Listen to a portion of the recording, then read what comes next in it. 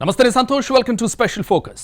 Chandrayaan success తర్వాత భారత అంతరిక్ష పరిశోధనా సంస్థ ఇస్రో చేపడుతున్న మరో ప్రతిష్టాత్మక ప్రయోగం ఆదిత్య L1.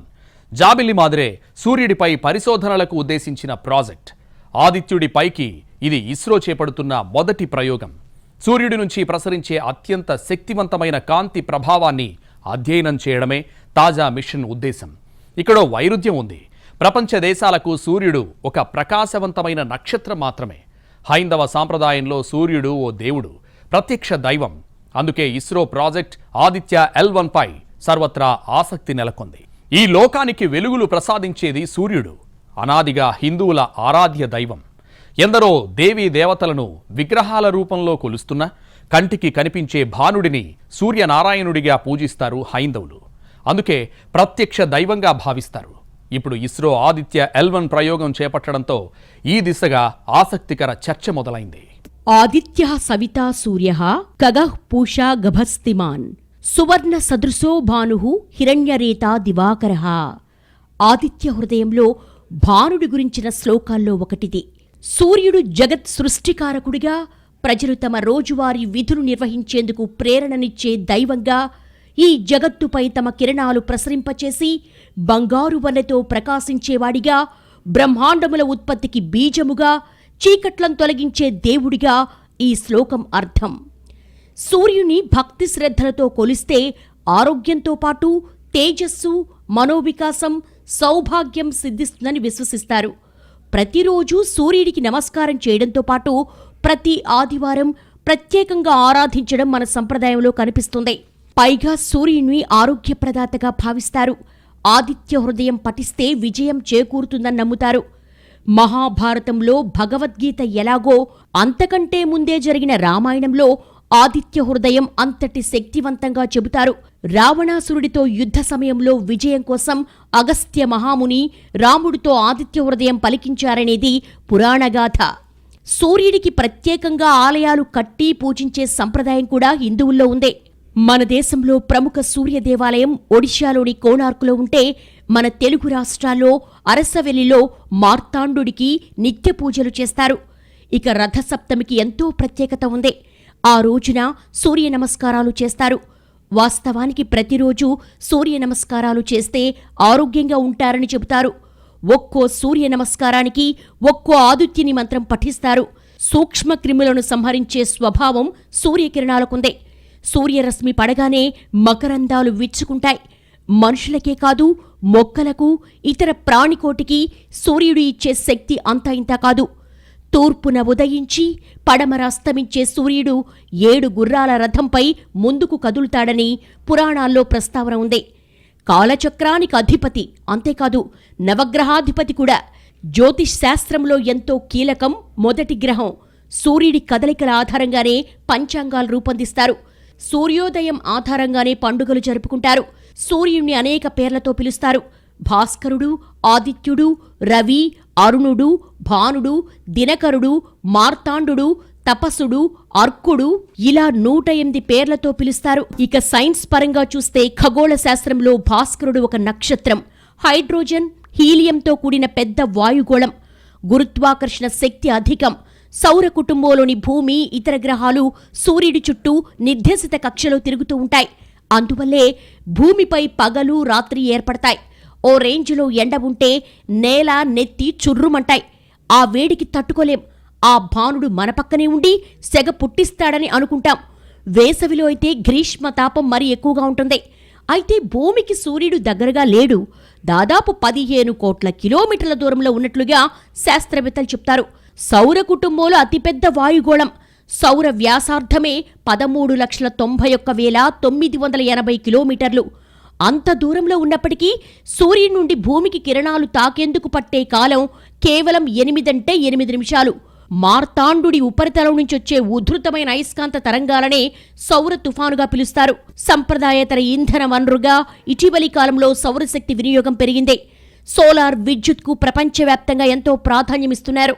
ఈ విషయంలో చైనా ముందుండగా భారత్ ఆలస్యంగానైనా సోలార్ విద్యుత్ ప్రాముఖ్యాన్ని గ్రహించి వేగంగా చర్యలు చేపడుతోంది.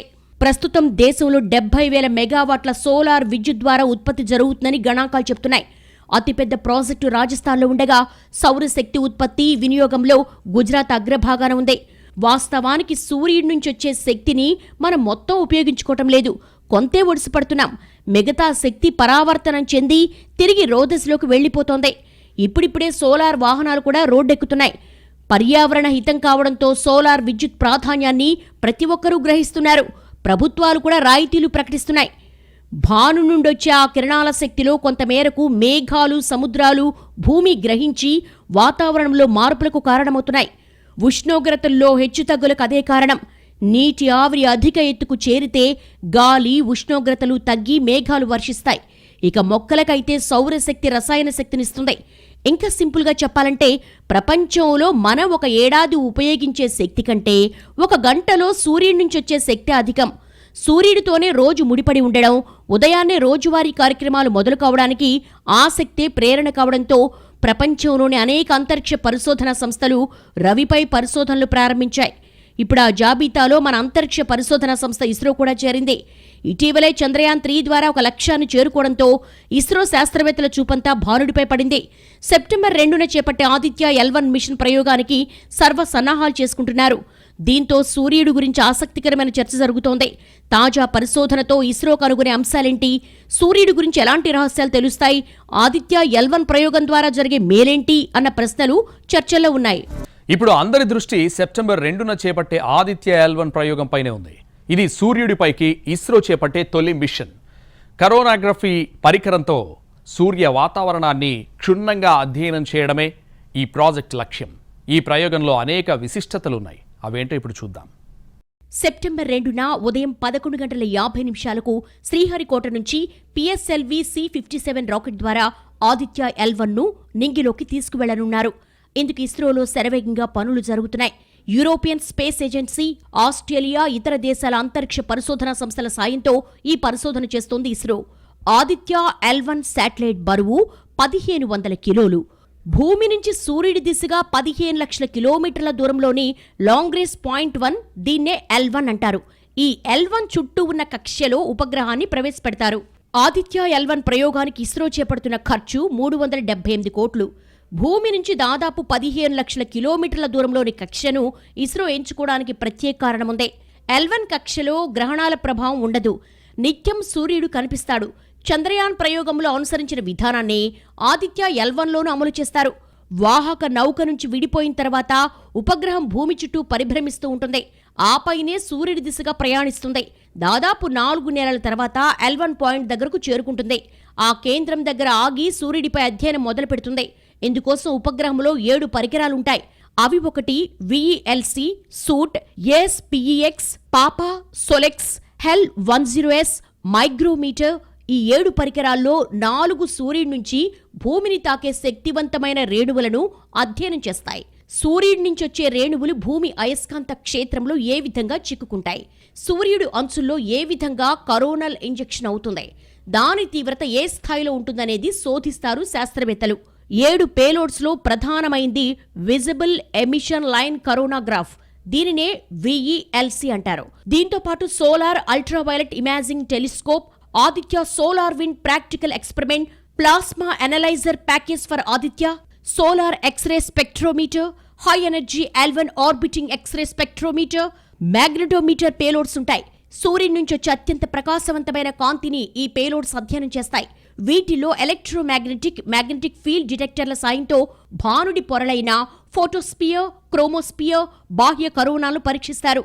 L1 కక్షలో ఉన్న అనుకూలతలను దృష్టిలో పెట్టుకుని 4 పేలోడ్స్ నేరుగా ఆదిత్యుణ్ణి, మిగతా 3 పేలోడ్స్ సూర్యుడి సమీపంలోని కాంతి రేణువుల్ని, అయస్కాంత క్షేత్రాలను అధ్యయనం చేస్తారు. వీటిల్లో కరోనల్ ఇంజెక్షన్ అంటే సూర్యుడి బాహ్య వాయుమండలం నుంచి వచ్చే శక్తివంతమైన రేణువులు. ఈ కిరణాలు భూమి ఉండే కమ్యూనికేషన్ నెట్వర్క్, అదేవిధంగా ఎలక్ట్రానిక్ పనితీరును ప్రభావితం చేస్తూ ఉంటాయి. సూర్యుడి ఫోటోస్పియర్ దగ్గర వేడి దాదాపు 6000 డిగ్రీల సెల్సియస్ వరకు ఉంటుంది. అదే సూర్యుడి కేంద్రంలో వేడి 1,50,00,000 డిగ్రీల సెల్సియస్గా ఉంటుంది. ఈ స్థాయిలో ఉష్ణోగ్రతల దగ్గరకు వెళ్లడం సాధ్యం కాదు. అందుకే ఏ కక్షలో ఉండి అధ్యయనం చేయడానికి వీలు పడుతుందో ఆ ప్రాంతాన్ని ఇస్రో ఎంచుకుంది. భూమి నుంచి 15 లక్షల కిలోమీటర్ల ఎత్తులో సూర్యుడి వేడి అధికంగా ఉంటుంది. కానీ ఉపగ్రహానికి ఎలాంటి ఇబ్బంది ఎదురుకాకుండా తగిన కవచాలు ఏర్పాటు చేస్తారు. ఇంతకు ముందు చెప్పినట్టు భూమి నుంచి 15 కోట్ల కిలోమీటర్ల దూరంలో సూర్యుడు ఉన్నాడు.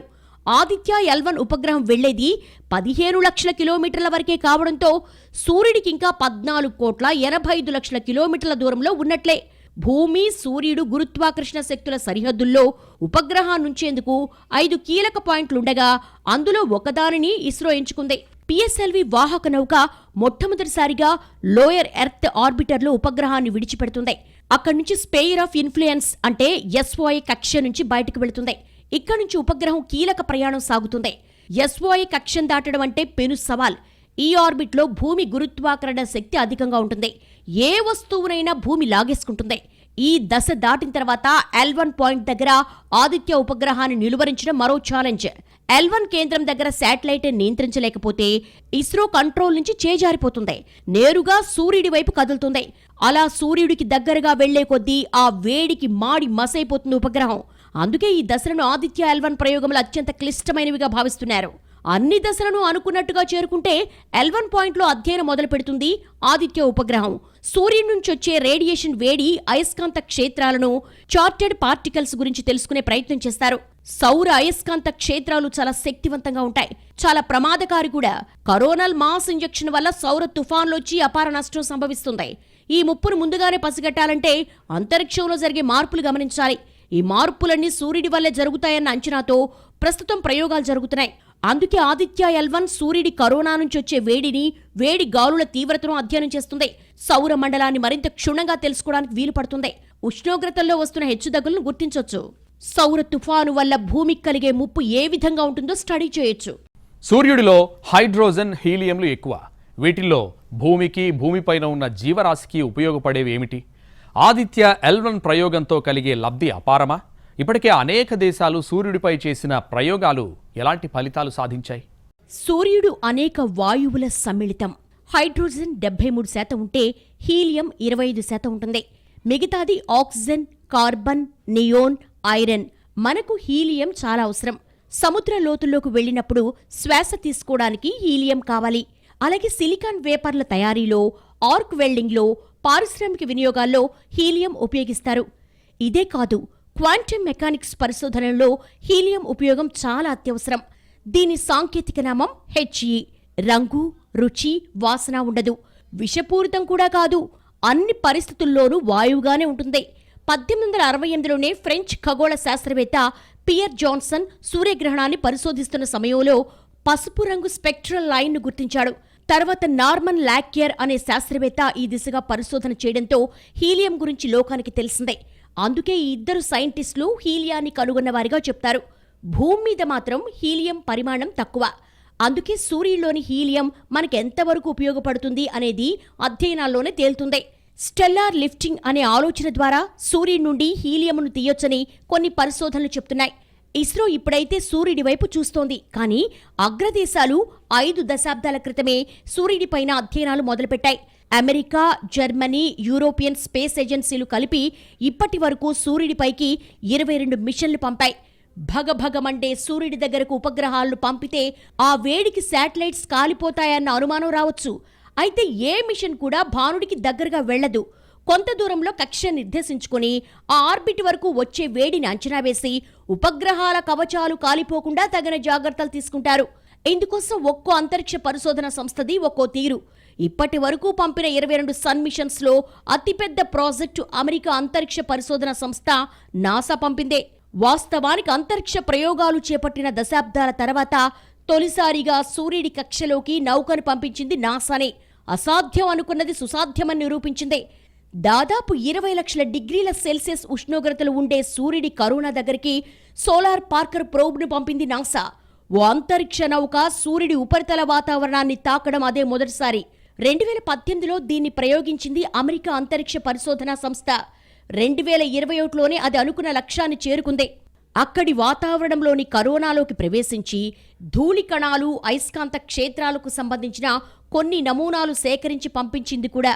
అంత వేడిని తట్టుకొని సక్సెస్ఫుల్ గా మిషన్ పనిచేయడం ఒక ఇంజనీరింగ్ అద్భుతంగా ఇప్పటికీ చెబుతారు శాస్త్రవేత్తలు. సోలార్ పార్కర్ ప్రోబ్ పంపిన అంశాలను ఎప్పటికప్పుడు అధ్యయనం చేస్తున్నారు. భూమిపై పవర్ గ్రిడ్స్, రేడియో తరంగాలను ప్రభావితం చేసే సౌర తుపాన్ల గురించి తెలుసుకునే ప్రయత్నం జరుగుతోంది. వచ్చే ఏడాది నాటికి ఇది సూర్యుడికి మరింత దగ్గరగా వెళుతుందని అంచనా. ఒక విధంగా చెప్పాలంటే సౌర కుటుంబంలో బుధగ్రహం కంటే దగ్గరగా సోలార్ పార్కర్ ప్రోబ్ వెళుతున్నట్టుగా లెక్క. అంత వేడిని తట్టుకోవడానికి సోలార్ పార్కర్ ప్రోబ్కి రక్షణ కవచాలుగా కార్బన్ మిశ్రమ సౌర షీల్డ్ అమర్చారు. ఇవి 4.5 అంగుళాల మందంలో ఉంటాయి. దాదాపు 2500 డిగ్రీల వేడిని తట్టుకోగలవు. ఒక స్పేస్ క్రాఫ్ట్లోని పరిశోధనా పరికరాలు తగిన ఉష్ణోగ్రతల్లో ఉంటాయి. 1960 నుంచే ఆదిత్యుడి ఆనుపాలు తెలుసుకునేందుకు ప్రయోగాలు మొదలయ్యాయి. వీటిల్లో 1960లో నాసా పంపిన పైనీర్ 5 ఉంది. ఆ తర్వాత జర్మనీ, నాసా కలిపి 1974లో మరో ప్రయోగం చేపట్టింది.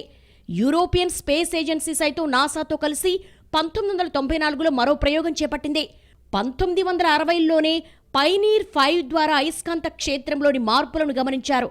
తర్వాత pioneer 6A, pioneer 7B, pioneer 8C, pioneer 9G పేర్లతో 1983 వరకు వివిధ లక్ష్యాలతో నాసా చేపట్టిన ప్రయోగాలు సత్ఫలితాలనిచ్చాయి.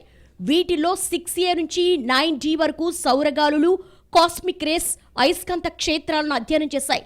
1974 నుంచి హీలియస్ పేరుతో 2 ISEE-3, యూలిసెస్, విండ్, సోహాక్ష, షేర్లతో మరికొన్ని ప్రయోగాలు జరిగాయి.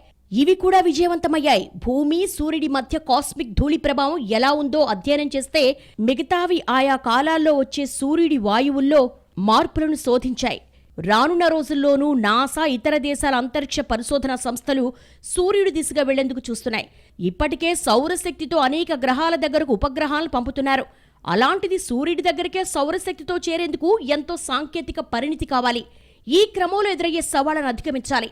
ప్రస్తుతం ఇస్రో చేపట్టిన మిషన్ మొట్టమొదటిది కావడం, ఏ ఆర్బిట్లోకి వెళితే ఎలాంటి అంశాలు తెలుసుకోవచ్చో ప్రణాళికలేసుకుని ప్రయోగం చేపడుతున్నారు. నాసాతో పోలిస్తే ఆదిత్య L1 వెళ్లే దూరం తక్కువే అయినా ఆ కక్షలో చేపట్టే పరీక్షల వల్ల కీలక అంశాలే తెలుస్తాయనేది గట్టి నమ్మకం. ఇప్పుడు ఇస్రో చేపట్టే ఆదిత్య L1 సైతం అంతే స్థాయిలో ఆసక్తికర చర్చకు దారితీస్తోంది.